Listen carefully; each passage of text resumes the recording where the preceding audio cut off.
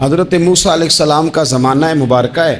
ایک شخص نے اپنے کزن کو، اپنے چچا کے بیٹے کو، چچا زاد کو قتل کر دیا اور خود ہی اس کا مدعی بن کے حضرت موسیٰ کے پاس آیا کہ بتائیے جناب میرے اس بھائی کو کس نے قتل کیا ہے. حضرت موسیٰ نے ایک سادی سی بات کی. کیا فرمایا؟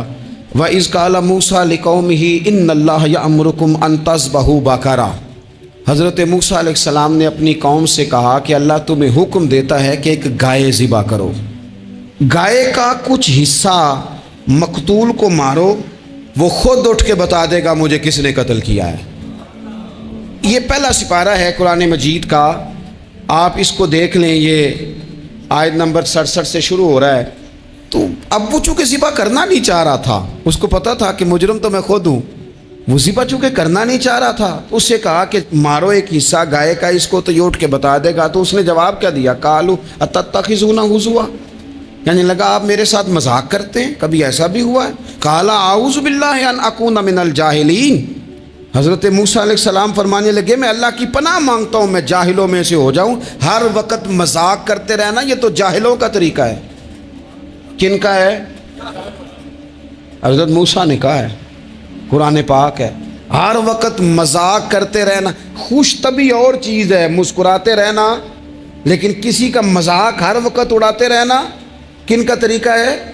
جاہلوں کا. جب کہا نہیں ذبح کرنی ہے تو اب ذرا دیکھیے کرنا نہیں نہ چاہ رہے. قالوا ادع لنا ربک یبین لنا ما ہی، کہنے لگے اے موسیٰ پھر آپ نہ رب سے دعا کریں کہ وہ ذرا کھول کے بتائے وہ گائیں کس طرح کی ہو.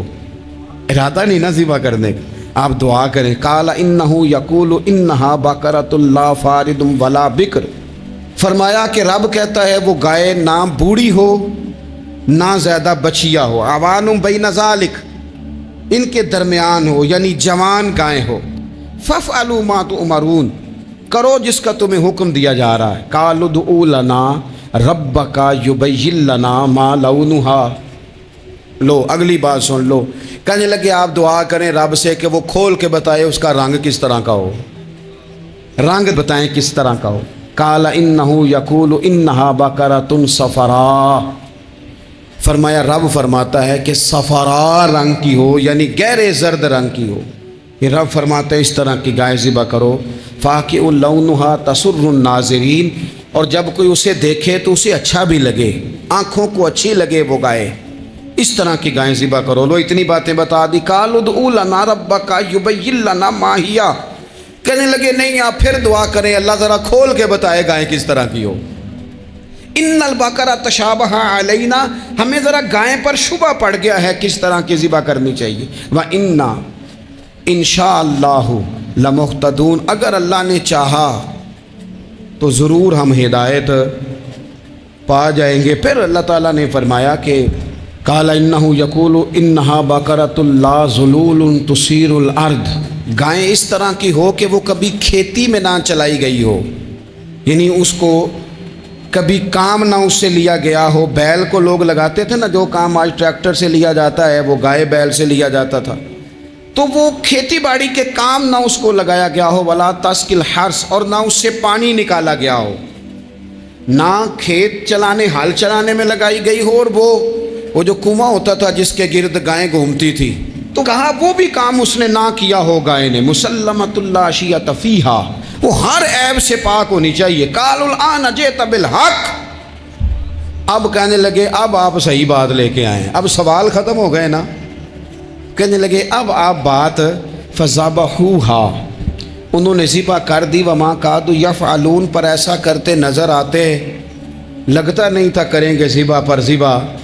اچھا یہ گائیں پھر ملی کیسے؟ امام خازن کہتے ہیں کہ ایک نیک آدمی تھا، تو اس کا آخری وقت آ گیا تو اس کے پاس جو کل جمع پونجی تھی وہ ایک بچیا تھی، گائیں کی بچیا ویڑی، اس کے پاس وہ ایک بچیا تھی صرف. تو اس نے اس طرح کیا کہ اس کی گردن پر ایک مہر لگائی، اللہ کے نام پر بطور امانت اس نے اس کو جنگل میں چھوڑا. کہا یا اللہ میرا بیٹا ایک ہی ہے، وہ بھی چھوٹا ہے، اس کی حفاظت کرنا اور میرے بیٹے کو پہنچا دینا.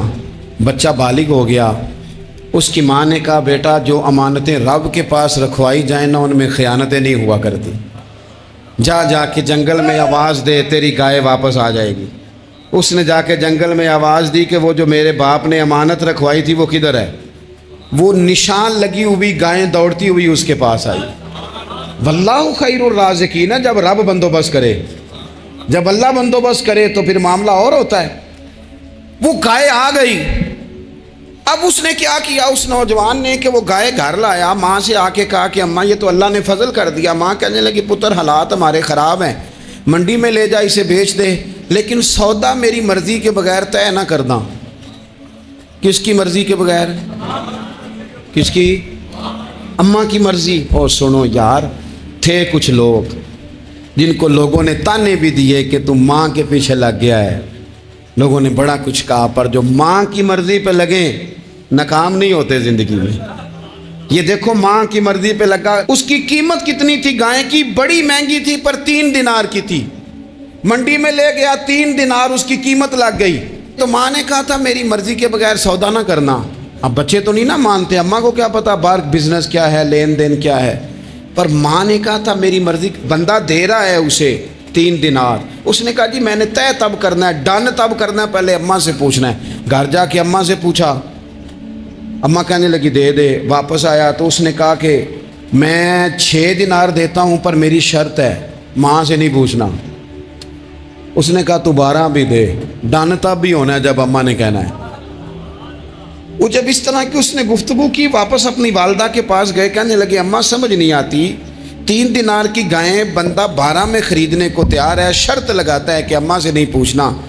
تو والدہ کہنے لگی پتر پہلے اس سے جا کے پوچھ کیا وہ ہے کون؟ یہ کوئی روحانی معاملہ ہے، کوئی غیبی مدد ہے، پوچھ۔ اس سے جا کے پوچھا تو وہ کہنے لگا میں تو فرشتہ ہوں اللہ کا،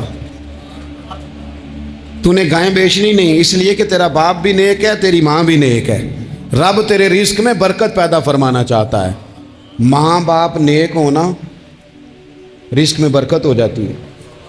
ماں باپ نیک ہوں، ان کی صالحیت کا اثر پہنچتا ہے بچوں تک۔ رزق حلال کما کے لانے والے ہوں تو گھر میں برکت ہوتی ہے۔ جا کے کہا کہ تیرے ماں باپ نیک تھے، اسے نہ بیچنا گائے کو، تو کیا کریں؟ کہنے لگے بنی اسرائیل والے سوال کر کر کے خود مشکل میں آ گئے۔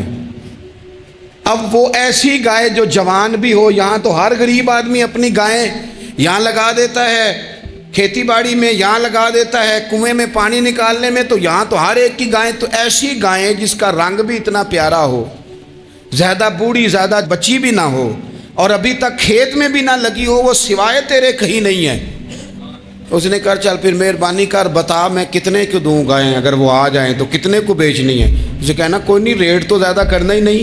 ان سے کہنا گائے کے اندر سے گوشت نکال دیں اور جتنا گوشت ہے اتنے پیسے بھر دیں، اس کی کھلڑی بھر دیں۔ اب وہ بنی اسرائیل والے ڈھونڈتے پہنچ گئے، کہا جناب گائیں 3 دینار کی یا 6 لے لو۔ اس نے کہا نہ بھائی، ذبح کروں گا، گوشت نکالوں گا، جتنا وزن گوشت کا اتنے پیسے بھرو گے کھال میں تو پھر گائے تمہیں ملے گی۔ اب مجبور تھے، کیا کرتے؟ ابن کثیر حدیث لائے ہیں، امام سیوطی نے در منصور میں بھی لکھی ہے، نبی پاک صلی اللہ علیہ وسلم نے فرمایا سنو جوانوں اور اسے دل کی تختی پہ لکھو، نبی پاک علیہ السلام نے فرمایا اگر بنی اسرائیل والے زیادہ سوال نہ کرتے تو اتنی مشکل کا شکار نہ ہوتے۔ انہوں نے سوال اتنے کیے کہ چارہ نہیں ہے اب ان کے لیے، چارہ نہیں ہے اب ان کے لیے کہ یہ ادھر ادھر جا سکے، مجبوری بن گئی، یہی گائے خریدنی ہے، یہی لے جانی ہے۔ اب اتنا سارا مال جمع کر کے وہ گائے خریدی، ذبح کی، تو مقتول کو جب اس کا ایک حصہ مارا تو اس نے اٹھ کے کہہ دیا یہ جو مدعی بنا ہوا ہے نا، یہی تو میرا قاتل ہے، یہی تو میرا قاتل ہے، یہی تو ہے، اس نے یہ سارا کام کیا۔ آپ دیکھیے قرآن مجید فرقان حمید ہماری توجہ دلاتا ہے، اور سورۃ القیامہ کے اندر اللہ کریم نے ارشاد فرمایا ایحسب الانسان، کیا آدمی اس گھمنڈ میں ہے، کیا انسان کا یہ خیال ہے ان یترک سدی، کہ اسے آزاد چھوڑ دیا جائے گا، اس سے پوچھا نہیں جائے گا؟ کیا انسان یہ سمجھتا ہے اس سے کوئی سوال؟ ایحسب الانسان، کیا انسان اس گمان میں ہے، اس گھمنڈ میں ہے ان یترک سدی، کہ اسے آزاد چھوڑ دیا جائے گا، کوئی پوچھنے والا نہیں ہوگا؟ اسے آزاد نہیں چھوڑا جائے گا، اس پر پابندیاں ہیں، اس پر کچھ قیود ہیں، اسے کچھ حدود بتائی گئی ہیں، اسے ایک دائرہ کار دیا گیا ہے، اسے بتایا گیا ہے کہ یہ حلال ہے، یہ حرام ہے، یہ تیرے لیے جائز ہے، یہ تیرے لیے جائز نہیں ہے۔ اس چیز کی حد تک تو آگے بڑھ سکتا ہے، یہاں سے اس لائن کو تو کراس نہیں کر سکتا۔ اس پر پابندیاں ہیں، ان پابندیوں کے بیچ رہ کے وہ زندگی گزارے گا۔ اور یہ بھی یاد رکھے، یہ آیت ایک دوسرا معنی یہ دیتی ہے کہ یہ مت سمجھے کہ صبح قیامت اسے چھوڑ دیا جائے گا، اس سے پوچھا جائے گا، اس سے سوال کیا جائے گا۔ اللہ کی بارگاہ میں جب یہ کھڑا ہوگا تو اسے اپنے اعمال کا حساب دینا ہو۔ لازمی طور پر ایک عدالت صبح قیامت لگے گی، جس عدالت میں مجرم پیش ہوں گے، انہیں اپنے جرموں کا حساب دینا ہے، ظالموں کو کھڑا کیا جائے گا، ان سے ان کے ظلم کے بارے میں باز پرس ہوگی۔ تو لازمی طور پر عقیدہ آخرت کی مضبوطی انسان کو مضبوط کرتی، اس کے اعمال پر پیرے بیٹھ جاتے ہیں، وہ پھونک پھونک کر قدم رکھتا ہے، سوچ کر جملے بولتا ہے، وہ کوئی بھی معاملہ کرتا ہے تو اس میں اس کا خیال ہوتا ہے کہ میں نے دنیا سے چلے جانا ہے، میرے پاس پتہ نہیں کتنا وقت بچا ہے، لہٰذا مجھے آخرت میں پیش ہونا ہے اپنے معاملات کی آسانی کے لیے، وہاں کی آسانی کے لیے میں یہاں تھوڑا سوچ سمجھ کے چلوں۔ رب فرماتا ہے تجھے ایسے ہی آزاد نہیں چھوڑا جائے گا، آزاد پنچھیوں جیسی زندگی نہ گزار، صبح قیامت کے معاملات کو پیش نظر رکھ، اس پر غور کر۔ یہ تصور گھر کے باہر بھی پورا مضبوط ہونا چاہیے اور گھر کے اندر بھی پورا مضبوط ہونا چاہیے۔ انسان اپنے مالک سے ڈرے اور قیامت کے دن اس کی بارگاہ میں حاضری کا یقین رکھے، اور وہ یاد رکھے کہ یہاں جو کچھ وہ دیکھے نا، بچوں کو استاد پڑھاتا ہے، محنت کراتا ہے، اگر بچے نہیں پڑھتے تو ڈانٹتا بھی ہے، سمجھاتا بھی ہے، قائل بھی کرتا ہے، اور جب وہ آخری بات کرتا ہے تو پھر وہ پتہ کیا کہتا ہے؟ چلو ٹھیک ہے، اگر نہ پڑھو گے تو امتحان تو آنا ہی ہے نا، رزلٹ تو آنا ہے، پیپر میں بیٹھو گے نہیں آئے گا، فیل ہو جاؤ گے۔ یہ لاسٹ پر یہ بات ضرور ہوتی ہے، اور یہ امتحان دینے کا تصور اور امتحانی سینٹر میں جانے کا خیال طالب علم کو مجبور کرتا ہے کہ میں اسباق تیار کروں، میں بار بار اس پر غور کروں، میں کتاب کو سمجھوں، میں اس کو حل کروں چیزوں کو، تاکہ جب میں مرکز میں جاؤں پرچہ دینے کے لیے امتحانی سینٹر میں تو پھر مجھے پریشانی کوئی نہ ہو۔ بس سمجھانے کے لیے بات عرض ہے کہ یہاں لوگوں کو بتایا جاتا ہے، قائل کیا جاتا ہے، یہ حلال ہے، یہ حرام ہے، یہ تیرے لیے ٹھیک نہیں ہے، یہ تیری حدود ہیں، یہ تیرے قیود ہیں، یہ تیرا دائرہ کار ہے۔ لیکن اگر پھر بھی کوئی بندہ باز نہ آئے، پھر بھی کوئی شخص باز نہ آئے، تو پھر اس کو کہا جائے گا صبح قیامت اللہ خود حساب لے لے گا، پھر تجھے مالک اپنے سامنے کھڑا کرے گا، ثم لتسألن یومئذ عن النعیم، پھر وہ تجھ سے ایک ایک نعمت کے بارے میں سوال کر لے گا، پھر تجھے جواب دینا ہوگا۔ تو اس تصور کو اپنی زندگی میں لاگو کریں کہ ہم نے مرنا ہے، اللہ کی بارگاہ میں جان، اس تصور کو پوری طور پر طاری کریں اپنے ذہنوں میں۔ یہ جو رسمی سی بات ہے نا، پتہ نہیں کب چلے جانا ہے، جو جانے والے ہوتے ہیں ان کی کوئی تیاری بھی ہوتی ہے، جن کو پتہ ہوتا ہے نا، وہ رمضان المبارک میں نا کئی دفعہ ایسا ہوتا ہے کہ ٹکٹیں نہیں مل رہی ہوتی ہیں اور عمرے کے ویزے لگ چکے ہوتے ہیں، تو ایجنٹ کہہ دیتے ہیں جانے والوں کو کہ تیاری رکھنا، کسی وقت بھی میرا فون آ جائے گا۔ تو لوگوں نے بیگ باندھ لیے ہوتے ہیں، سامان تیار کر لیا ہوتا ہے، سارے انتظامات کر کے رکھے، کیوں کہ پتہ نہیں کس وقت بلاوا آ جائے گا۔ تو روز کہتا ہے پتہ نہیں اللہ کی جانب سے کس وقت بلاوا آ جائے گا۔ پھر اپنی تیاری بھی تو یار کچھ بتانا، میں بھی بتاؤں، آپ بھی بتائیں، پھر ہم اپنے آپ سے یہ بھی تو سوال کریں نا کہ جہاں اچانک جانا پڑے اس کے لیے تیاری ہوتی ہے، ہماری تیاری کیا ہے؟ اگر اچانک جانے پڑے اس کی بارگاہ میں، کیا تیاری؟ روز دیکھ رہے ہیں نا، کچھ لوگ روڈ پہ چڑھے تھے پہنچ نہیں سکے، ہاسپٹل گئے تھے پہنچ نہیں سکے، کچھ لوگ کسی فیلڈ میں کام کر رہے تھے، ڈگری نہیں مل سکی، جا ہی نہیں سکے، وقت آ گیا۔ تو اگر وہ ٹائم آ جاتا ہے اس کی بارگاہ میں حاضر ہونا پڑ جاتا ہے، تیاری کیا ہے؟ نبی پاک علیہ الصلوۃ والسلام گھر کے اندر اپنے گھر والوں کی تربیت کے لیے اور تعلیم امت کے لیے ایک دعا مانگتے تھے۔ حضرت عائشہ صدیقہ کہتی ہیں حضور دعا مانگتے تھے، مشکات میں موجود ہے۔ کیا دعا تھی؟ اللہم حاسبنی حسابا یسیرا، اے اللہ ذرا حساب آسان کر کے لینا۔ یہ حضور تعلیم امت کے لیے دعا مانگتا، اللہ حساب ذرا آسان کر کے لیجیے، مالک کرم فرمانا۔ تو حضرت عائشہ صدیقہ رضی اللہ تعالیٰ عنہ ارشاد فرماتی ہے، میں نے عرض کیا یا رسول اللہ صلی اللہ تعالیٰ علیہ وسلم یہ آسان حساب کا کیا مطلب ہے؟ تو حضور فرمانے لگے، عائشہ آسان حساب کا مطلب یہ ہے کہ رب کریم بندے کے نامہ اعمال پر نظر ڈالے گا اور پھر اللہ تبارک و تعالیٰ اس سے درگزر فرما دے گا۔ یہ آسان حساب ہے، پتہ مالک کو ہے اس نے کیا کیا ہے، پر کریم ہے نا۔ عدل کریں تے تھر تھر کمبن، اچیاں شانہ والے تے جے فضل کریں تے پھر بخشے جامن میرے جے منہ کالے، نظر کرے گا پھر معاف فرما دے گا۔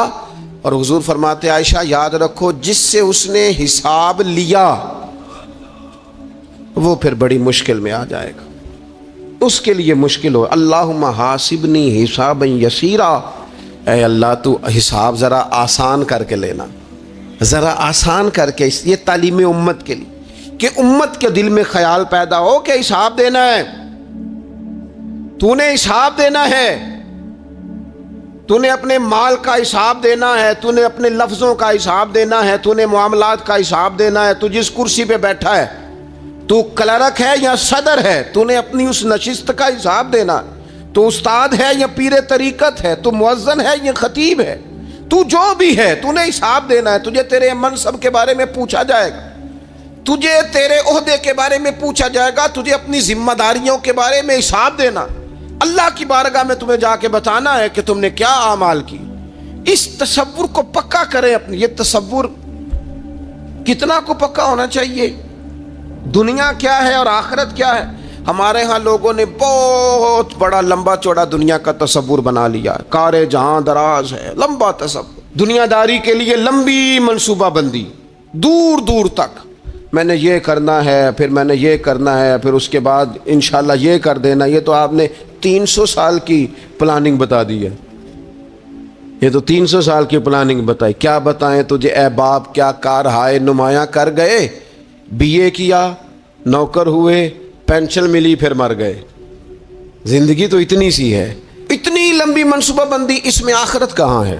اس میں اگر کسی مقام پر رب کی بارگاہ میں حاضر ہونا ہے تو وہ کہاں ہے؟ جو مرنے والے لوگ ہوتے ہیں ان کا تو جینا کچھ اور طرح کا ہوتا ہے، جن کو جانا ہوتا ہے ان کا رہنا تو کچھ اور طرح کا ہوتا ہے، جن کو کسی جگہ منتقل ہونا ہوتا ہے، جو عارضی مکانوں میں رہتے ہیں ان کا رہن سہن تو ذرا اور طرح کا ہوتا ہے۔ لیکن جو ہمارا انداز ہے، جو ہمارا رہن سہن ہے، جو ہمارا طریقہ کار ہے، وہ تو مستقل رہنے کا ہے، وہ تو لگتا ہے کہ کبھی چھوڑنے والے نہیں ہیں۔ اس میں تو کوئی ایسی چیز نظر نہیں آتی کہ جس میں ہم محسوس کریں کہ ہم نے چھوڑ کے جانا ہے۔ لیکن نبی پاک علیہ السلام نے جس دنیا کو ہم بہت بڑی دنیا سمجھتے ہیں، حضور نے اس کی مثال کیا دی؟ صحیح مسلم کی حدیث ہے، دیکھیں کتنا کھول کر اور کتنا آسان کر کے رسول پاک ہمیں بات سمجھاتے ہیں۔ دنیا کیا ہے، آخرت کیا ہے، یہ والی زندگی کیا ہے، آخرت کی زندگی کیا، بالکل کھول کر واضح کر کے نبی پاک علیہ الصلوۃ والسلام فرمانے لگے دنیا اور آخرت کی مثال اس طرح ہے جس طرح دریا بہہ رہا ہو اور کوئی آدمی اس میں انگلی ڈبوئے، جتنا پانی اس کی انگلی کو لگ گیا یہ دنیا ہے، اور جو باقی ٹھاٹھے مارتا دریا پیچھے ہے، سمندر پیچھے ہے، وہ سارا آخرت ہے۔ یہ اتنی سی دنیا ہے، یہ صحیح مسلم میں موجود ہے۔ اتنی سی دنیا کے لیے اتنے پاپڑ بیلنا، اتنی سی دنیا کے لیے اتنے ظلم کرنا، اتنی سی دنیا کے لیے اتنے حق ضائع کرنا، اتنی سی دنیا کے لیے اتنے لوگوں کے دل توڑنا، اتنے حقوق پہ ڈھاکہ ڈالنا، اتنا جبر کرنا، لوگوں کا مال کھانا، لوگوں کو تکلیف دینا، عزتیں اچھالنا، اتنی سی دنیا کے لیے۔ حضور فرمانے لگے اتنی سی ہے یہ دنیا، جتنا انگلی کو پانی لگ گیا ہے وہ جنت، جو نری جنت نہیں، خدا کا فضل ہے، جو اللہ کی عطا ہے اپنے بندوں کے لیے۔ میرے کریم فرمانے لگے اس جنت میں وہ نعمتیں ہیں نہ کسی آنکھ نے دیکھی، نہ کسی کان نے سنی، نہ تمہارے دل پر کبھی خیال ہی گزرا ہوگا کہ ہمارا رب ہمیں یہ عطا فرمانے والا ہے۔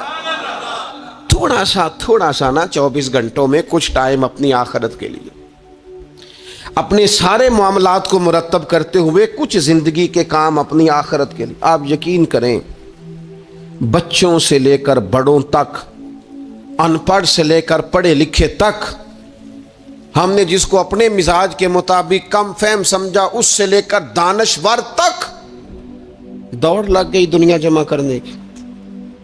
وہ ایک سوچ، حضرت سلطان باہو رحمۃ اللہ علیہ فرمانے لگے، ہزاروں لوگ ان کی خدمت میں آیا کرتے تھے تو کہتے ہیں رب دا طالب کوئی نہیں ملیا، ات جو ملیا ہے طالب زردہ ہو، یہ تو دعا کرانے آئے ہیں کہ میرا کاروبار نہیں چلتا، یہ تو دعا کرانے آئے ہیں کہ جناب وہ میرا جو ہے وہ فلانا کیس سلجھ گیا۔ رب دا طالب کوئی نہ ملے۔ کوئی ایسا تو آتا جو کہتا میری اس سے ملاقات کرا دے، کوئی طریقہ بتائے مالک معرفت کیسے دیتا ہے۔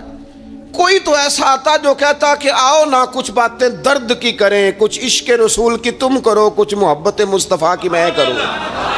کچھ ایسے آتے جو کہتے آؤ نہ کوئی ذکر چھیڑے صدیق اکبر کا، کوئی بات کریں سیدنا فاروق اعظم کی، کچھ تذکرے ہو جائیں عثمان غنی کے، تھوڑی دیر ہو نہ جائے مولا علی کا تذکرہ۔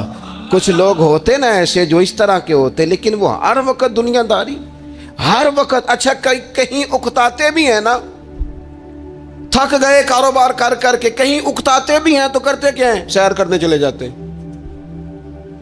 میں جی بور ہو گیا ہوں کام کرتے کرتے، چلو میں اب ٹھنڈے علاقے میں چلتا ہوں۔ کبھی تو ایسا ہونا تو کہے میں نے بچوں کو بھی وقت دیا ہے، دوستوں کو بھی دیا ہے، یاروں کو بھی دیا ہے، صحت کو بھی دیا ہے، میں نے ٹائم اپنے شوق کو بھی دیا ہے، اب میں کسی کو ٹائم نہیں دوں گا، یہ چند گھنٹے میں صرف رب رسول کی بارگاہ میں حاضری دوں گا۔ تو ذرا جم کے قرآن پاک پڑھے، تو ذرا ذوق سے درود پاک پڑھے، تو ذرا شوق سے میرے محبوب کی نعت سنے، تو سارا زمانہ بھول جائے اور تو رج رج کے دعا مانگے اپنے رب کی بارگاہ میں، اپنی پریشانیاں عرض کرے، اپنے اندر کی کیفیت بیان کرے۔ دل جو سخت ہو گیا ہے، ذہن جو سخت ہو گیا ہے، جو طبیعت میں وہ نورانیت نہیں آ رہی، اس کی تو بات کرے، تو اپنے رب کی بارگاہ میں معافی کا سوال کرے، تو اس سے قیامت کے دن درگزر کرنے کے لیے عرض کرے، کچھ تو ایسا ٹائم نکلے۔ لیکن دوستو ہم تو بالکل الجھتے ہی جا رہے ہیں۔ وہ معاملات زندگی ہیں کہ ختم ہی نہیں ہو رہے، شوق ہیں کہ ختم ہی نہیں ہو رہے، باتیں ہیں کہ بڑھتی چلی جا رہی۔ دور گزر گیا جب لوگ کہتے تھے کہ کوئی درود پاک بتائیں جس سے سرکار راضی ہو۔ ایک کی مسئلہ ہے کام نہیں چلتا، ایک صاحب آئے کام نہیں چلتا، میں نے کہا سورہ واقعہ پڑھا کریں، کہتے ہیں حضرت میں بڑی دیر سے پڑھ رہا ہوں۔ میں نے کہا چلیں کچھ صدقات دے کے دیکھ لیں، کہنے لگے بڑی دیر سے دے رہا ہوں۔ میں نے انہیں ایک اور وظیفہ بتایا، کہنے لگے یہ بھی مجھے کسی نے بتایا تھا، بڑی دیر سے کر رہا ہوں۔ تو میں نے انہیں کہا پھر میری ایک ناقص رائے یہ ہے کہ سارا کچھ کرنے کے بعد اگر ابھی تک پھر بھی آپ سمجھ رہے ہیں نا آپ کی مرضی کے مطابق آپ پر دروازے نہیں کھل رہے، پھر آپ صبر کریں، جو میرا رب چاہتا ہو اس پہ راضی رہ کے دیکھیں، پھر ذرا راضی رہ کے دیکھیں، پھر دیکھیں کہ مالک کا فیصلہ کیا ہے۔ وہ آپ کے حق میں کوئی رحمت والا فیصلہ ہی فرمائے گا، پھر ذرا انتظار کر کے دیکھیں، پھر ذرا صبر کر کے دیکھیں۔ پھر وہ کہتا وَبَشِّرِ الصَّابِرِينَ، محبوب یہ جنہوں نے صبر کیا ہے انہیں میری رحمت کی خوشخبری سنا دو۔ پھر وہ کہتا ہے باقیوں کے پاس مال ہوگا، دولت ہوگی، اقتدار ہوگا، بڑا کچھ ہوگا، ان اللہ مع الصابرین، صبر کرنے والوں کے ساتھ رب کریم ہوگا۔ پھر ذرا ٹھہر ہی جائیں، پھر تھوڑا حوصلہ ہی کر لیں، پھر اس کے فیصلے کا ذرا انتظار کر کے دیکھیں۔ ہم نہ من چاہیے زندگی کے پیچھے پریشان ہیں اپنی آخرت کے، اور آخرت کرتی کیا ہے؟ جب آپ کا آخرت پر یقین پکا ہو جاتا ہے نا، پھر لازمی طور پر انسان کے اعمال سنورتے ہیں۔ آپ یقین کریں سنورتے ہیں، 100% سنورتے ہیں۔ آپ آخرت پر جتنا یقین، حضرت عمر کا آخرت پر یقین پکا تھا نا، دنیا میں مکان ہی کوئی نہیں بنایا، پکا تھا۔ سیدنا مولا علی شیر خدا امیر المومنین بھی ہو گئے تو طامت پھر بھی پھٹی ہوئی تھی، پکا یقین تھا نا کہ اللہ نے ہمارے لیے آگے بڑی نعمتیں تیار کی ہوئی ہیں۔ حضور نے آ کے فرمایا تھا نا کہ عمر میں تیرا گھر دیکھ آیا ہوں جنت میں، یقین پکا تھا نا بڑا کچھ ملنے والا ہے۔ تو جن لوگوں کا پکا ہونا کہ میرا دیس میں گھر ہے، وہ پردیس میں بلڈنگیں نہیں بنایا کرتے، ان کو پتا تھا کہ ہمارے دیس میں گھر بنے ہوئے، لہٰذا یہاں وہ کسی پریشانی کا شکار اور دوسرا جب بندے کا آخرت پر یقین پکا ہو جاتا ہے نا، ایک بات آپ نے ضرور ذہن میں رکھنی ہے،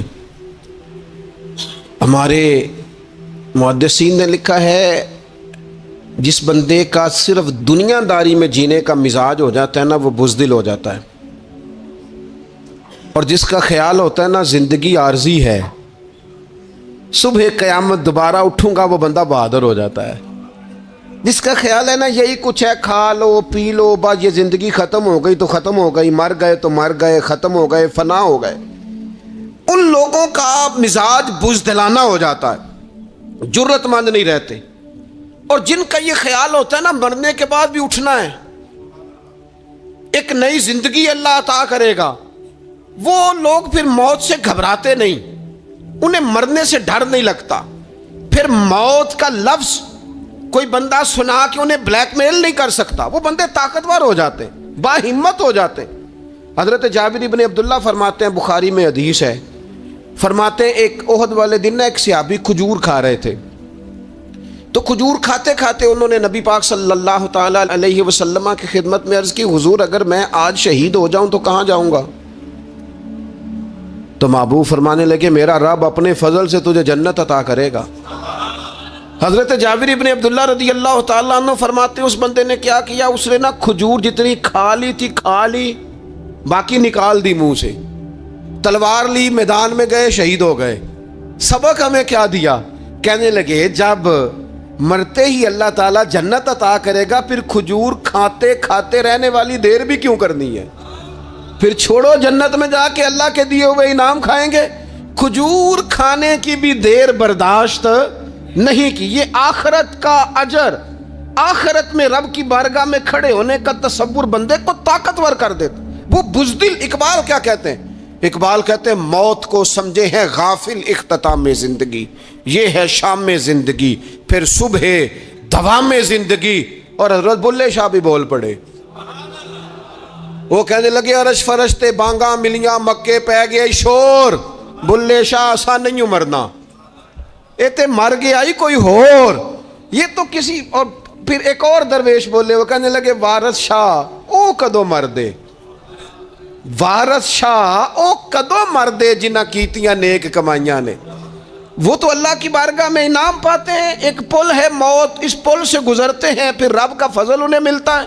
میں کئی دفعہ کہہ چکا ہوں، پھر کہتا ہوں، یہ جب بہت ٹینشن بن گئی نا، ڈپریشن بہت بڑھ گیا، کووڈ-19 کے دن تھے، کرونا کے، تو مجھے ایک سرکاری ادارے میں بلایا گیا جہاں اس عملے کو میں نے گفتگو کرنی تھی، اس عملے سے جو مریضوں کو دیکھ رہا تھا۔ کہنے لگے مجھے وہاں کے جو ہیڈ تھے، کہنے لگے پیر صاحب بڑا ڈپریشن بڑا ہے، لوگ ڈر رہے ہیں، وقتی طور پہ خوف بھی بڑا تھا۔ تو میں نے ایک صاحب سے وہاں کہا کہ اتنا خوف کس بات کا؟ کہنے لگے جی مجھے تو زیادہ ہجوم آ جائے تو میرا سانس نہیں نکلتا، تو قبر میں تو کھڑکی کوئی نہیں، تو تصور سوچ سوچ کے میں ڈرتا ہوں۔ تو میں نے کہا ڈاکٹر صاحب، ماں کے پیٹ میں جو رب آکسیجن دیتا ہے وہ قبر میں بھی دے گا۔ تو انہوں نے آپ کی طرح سبحان اللہ نہیں کی، کیونکہ وہ ڈاکٹر صاحب تھے نا، سیانے بندے کو سمجھانا بھی کافی سیانے بندے کا کام ہے، وہ زیادہ سیانے تھے، لیکن نا سوتے کو جگانا تو کام ہے، اور اگر جاگتے کو جگانا پڑ جائے تو بہت مشکل کام ہوتا ہے۔ وہ ڈاکٹر صاحب تھے، وہ کہنے لگے جی حضرت صاحب، وہ تو ماں سانس لیتی ہے تو وہ بچے کو جاتا ہے، وہ آکسیجن ماں کے سانس کی بنیاد پہ ملتی ہے، تو قبر میں وہ کیسے ہوگا؟ میں نے کہا چلیں ٹھیک ہے ڈاکٹر صاحب، آپ کی یہ دلیل بھی مان لیتے ہیں، وہ جو انڈے سے بچہ نکلتا ہے وہ چاروں جانب کوئی سوراخ ہوتا ہے؟ ڈاکٹر صاحب نے قلم چھوڑ دیا، رکھ دیا۔ میں نے کہا چلو یہ بھی بتاؤ زندہ ہی نکلتا ہے؟ کہنے لگے بالکل۔ تو میں نے کہا سونا بھی نکلتا ہے؟ کہنے لگے بڑا ہی پیارا ہوتا ہے۔ میں نے کہا انشاءاللہ جب ہم قبروں سے نکلیں گے، مصطفیٰ کا صدقہ، یوم نحشر المتقین الی الرحمن وفدا، رب کہتا ہے تم جب نکلو گے نا قبروں سے، متقی مومن جب نکلیں گے تو رب کی بارگاہ میں مہمان بنا کر پیش کیے جائیں گے۔ اے رب دے پرونے ہون گے قیامت میں، وہ مہمان بنا کر پیش کیے جائیں گے اللہ کی بارگاہ، مہمان بنا کر۔ دوستو، قبر صرف دوزخ کا گڑھا نہیں ہے، دوزخ کا گڑھا بھی، لیکن اس کے لیے جس نے دنیا میں رہ کے صرف دنیا کٹھی کی، آخرت کے لیے جمع کچھ نہیں کیا۔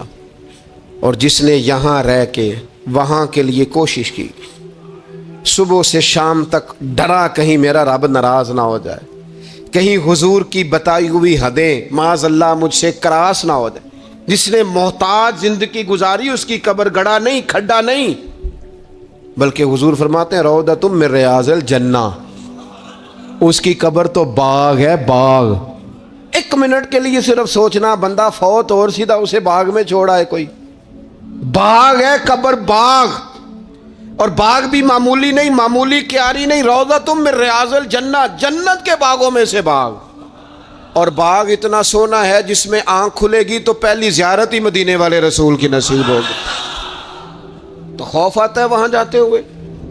پہلے بھی میں نے کہا تھا، پھر کہتا ہوں، او مرحوم آسی نے کہا تھا آج پھولے نہ سمائیں گے کفن میں آسی، او قبر کی رات ہے ان سے ملاقات کی رات، آج تو ملاقات۔ تو یہ جو عقیدہ آخرت ہے یہ انسان کو بزدل نہیں کرتا، بہادر کر دیتا ہے۔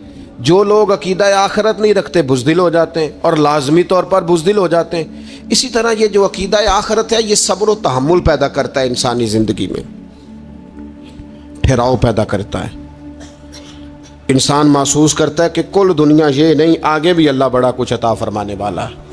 اس کے مزاج کے اندر تحمل، بردباری، سکون رہتا ہے۔ یعنی نہیں بھی اگر کسی مظلوم کو انصاف مل سکا دنیا میں تو وہ پھر بھی بے صبرا نہیں ہوتا، وہ ٹھہراؤ کا شکار ہے۔ اسے پتہ ہے قیامت کے دن بھی ایک عدالت لگے گی، اللہ کی بارگاہ میں جانا ہے۔ نبی پاک علیہ الصلوۃ والسلام نے فرمایا اگر سینگوں والی بکری نے بغیر سینگوں والی بکری کو تکلیف دی ہوگی تو قیامت کے دن اسے بھی بدلہ دینا پڑے گا۔ تو یہ تحمل پیدا کرتا ہے، انسان کو ایک حوصلہ ہوتا ہے کہ ساری عدالتیں یہاں نہیں، قیامت میں بھی لگنی۔ جب انسان عقیدہ آخرت رکھتا ہے نا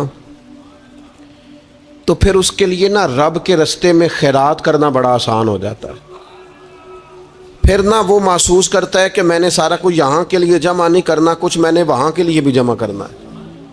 وہ پھر اپنی آخرت کے لیے کچھ نہ ایک بینک آخرت کا بھی بنا لیتا ہے، اس میں بھی کچھ نہ کچھ جمع کراتا رہتا ہے۔ اسے پتہ ہوتا ہے کہ میں نے اللہ کی بارگاہ میں حاضر ہونا ہے، وہاں کی بھی کچھ نہ کچھ تیاری۔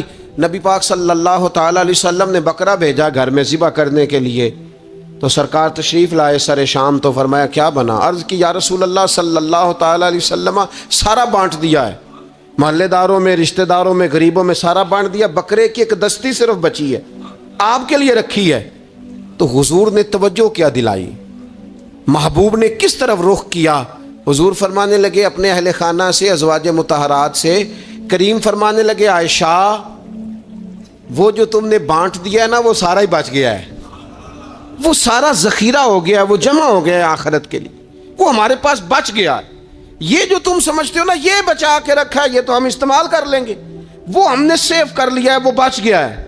حضرت ابو ذر غفاری رضی اللہ تعالیٰ عنہ اپنے خادم سے کہنے لگے کہ مجھے پتہ چلا ہے یہاں فلاں جگہ کچھ غریب لوگ آئے ہیں، تو اس طرح کرنا جو اچھا اونٹ ہے نا میرے اونٹوں میں سے اچھا اونٹ وہ ذبح کر کے نا تو ان سارے گھروں میں تقسیم کر دو، جتنا گوشت وہاں بھیجو گے اتنا ہی میرے گھر میں بھی بھیج دینا۔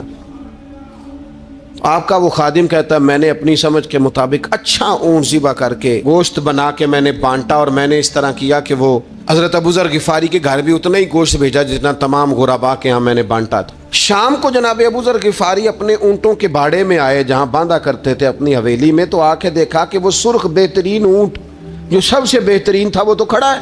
تو آپ اپنے خادم سے کہنے لگے میں نے تمہیں کہا تھا جو سب سے اچھا ہے اس کو ذبح کرنا، تو وہ کہنے لگا حضور وہ باقیوں میں سے سب سے اچھا تھا، اس سے ہی تھوڑا سا کمزور تھا، اور یہ تو آپ کی سواری کے لیے ہے نا، یہ تو آپ کے کام آتا ہے، اس پہ تو آپ سفر کرتے ہیں، اس لیے میں نے اسے چھوڑ دیا، اور اس کے بعد جو سب سے اچھا تھا وہ میں نے ذبح کر دیا۔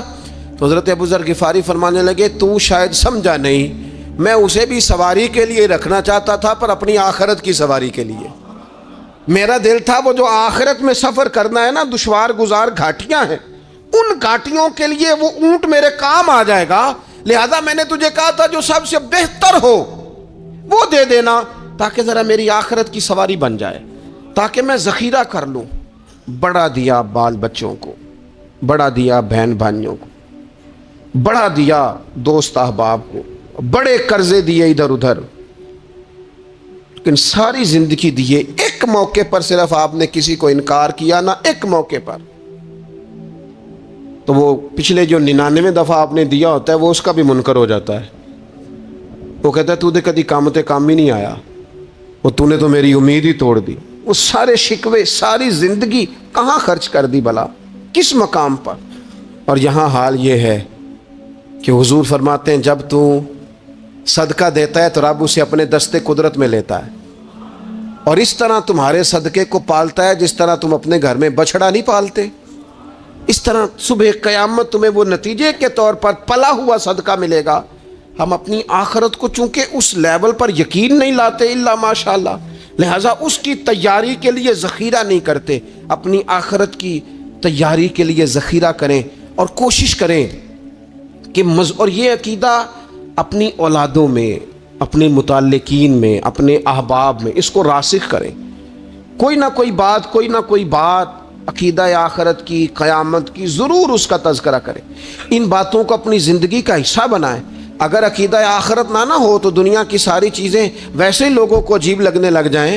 اگر کوئی قیامت ہی قائم نہ ہو تو مظلوم رہ گیا، ظالم نے تو پھر ظلم ہی کمایا، وہ تو پھر دندناتا پھرے گا. تو رب کہتا ہے اَيَحْسَبُ الْإِنسَانُ أَن يُتْرَكَ سُدًى، کیا انسان سمجھتا ہے کہ اسے یوں ہی چھوڑ دیا جائے گا، کوئی اسے آزاد ہی چھوڑ دیا جائے گا، کچھ پوچھا ہی نہیں جائے گا؟ صبح قیامت سوال ہوں گے، رب کی بارگاہ میں حاضری ہوگی، اللہ کے حضور سوالات کے جواب دینے ہوں گے.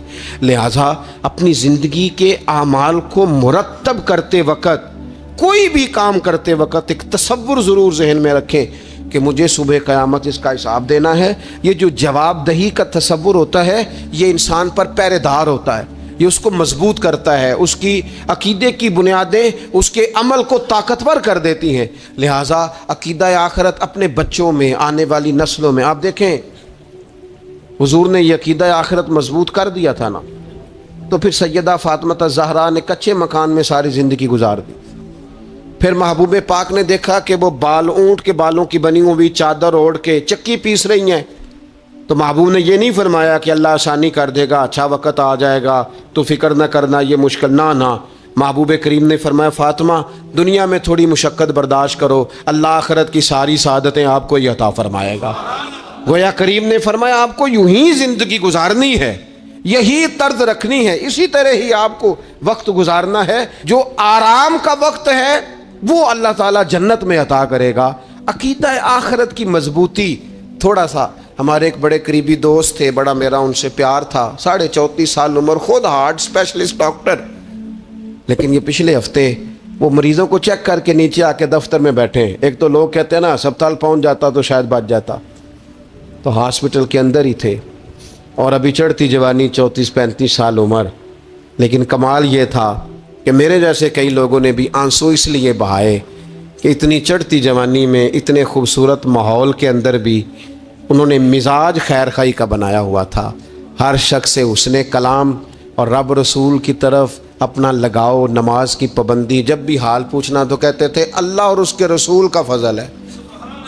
تو اپنی زندگی میں جن لوگوں کا تصور آخرت مضبوط ہو جاتا ہے وہ کئی دفعہ جلدی بھی سمٹ کر چلے جائیں تو ان کے حق میں رحمت والے فیصلے ہوتے ہیں. اللہ تعالی ہمیں سمجھنے کی توفیق عطا کرے. یا نبی سلام علیکہ، یا رسول سلام علیکہ، یا حبیب سلام علیکہ، صلوات اللہ علیکہ، یا نبی سلام علیکہ، یا رسول سلام علیکہ، یا حبیب سلام علیکہ، صلوات اللہ علیکہ. سرور دنیا دی ہو، رحمت للعالمین ہو، شہنشاہ مہجبی ہو، سب حسینوں سے ہنسی ہو. یا حبیبی یا رسول اللہ، یا نبی سلام علیکہ، یا رسول سلام علیکہ، یا حبیب سلام علیکہ.